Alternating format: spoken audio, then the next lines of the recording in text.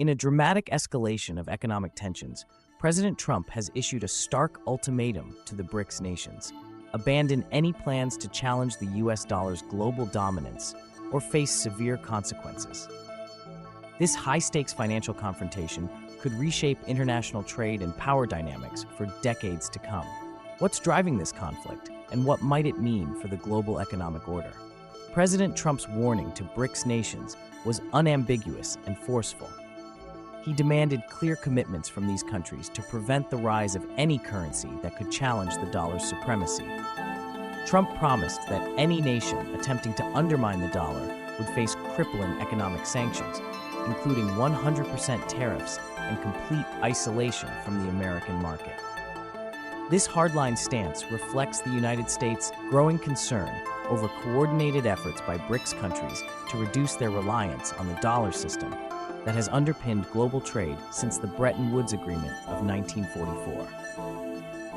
Despite these threats, Brazil, which currently holds the BRICS presidency, is moving forward with ambitious reforms aimed at reducing the group's dependence on the US dollar.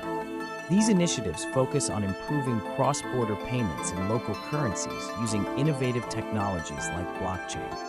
Brazil's successful instant payment system, PIX, launched in 2020, has already revolutionized domestic payments and is now being leveraged to build more efficient international settlement systems. Similarly, Brazil's local currency payment system with Argentina, Uruguay, and Paraguay allows for direct trade settlements in Brazilian reais, bypassing the dollar entirely. The BRICS nations have been steadily increasing the use of their own currencies in trade. In early 2023, China and Brazil, the two largest economies in the BRICS bloc, agreed to conduct trade in their own currencies, China's yuan and Brazil's real. This agreement eliminates the need for the US dollar as an intermediary, making trade more efficient and reducing exchange rate risks. In 2022, China-Brazil trade reached approximately $150 billion, and using local currencies is expected to lower conversion fees while increasing financial independence for both nations. Russia and Iran have made similar moves, integrating their financial systems to enhance bilateral trade and bypass Western sanctions. In early 2023, both countries connected their national payment networks, allowing for mutual acceptance of bank cards and reducing reliance on the SWIFT global payment system. This integration enables financial transactions, including letters of credit and guarantees, without dependence on Western-controlled networks. India and Russia have likewise adopted local currencies in their trade, particularly in the energy sector, while South Africa has begun settling more transactions in Chinese yuan. A cornerstone of the BRICS strategy is BRICS Pay, a decentralized payment platform established to facilitate seamless cross-border transactions using local currencies. Officially launched at the 16th BRICS Summit in Kazan, Russia in October 2024, this initiative leverages existing national payment infrastructures like Russia's Myar network, India's Unified Payments Interface, and China's UnionPay. At its core, BRICS Pay is built on advanced blockchain technology, combining centralized domestic payment systems with a decentralized structure for international transactions, ensuring secure, transparent, and efficient financial operations across BRICS nations.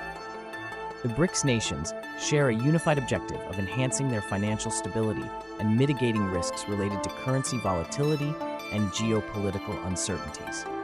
As part of this strategy, they have been actively accumulating gold reserves. By mid-2024, BRICS countries had amassed approximately 6,200 tons of gold, accounting for 21.4% of global reserves. Russia leads with 2,348 tons, followed by China with 2,060 tons. Brazil has nearly tripled its gold reserves since 2018, indicating a robust strategy to fortify its economic defenses. This gold accumulation reflects BRICS' broader goal of reducing dependence on the US dollar and enhancing financial sovereignty. It serves several strategic purposes: diversifying monetary assets, providing a shield against sanctions, bolstering independence in monetary policymaking, and acting as a hedge against external financial risks. Together with initiatives like BRICS Pay, it signals a move toward a multi-currency global monetary order and emphasizes the desire for financial autonomy. The shift toward de-dollarization is being driven by several key factors. The primary motivation is economic sovereignty and stability. The US dollar's dominance gives the United States significant influence over the global economy, and its monetary policies can cause volatility in other nations. By reducing dependence on the dollar, countries seek to regain policy autonomy and minimize vulnerability to external economic shocks.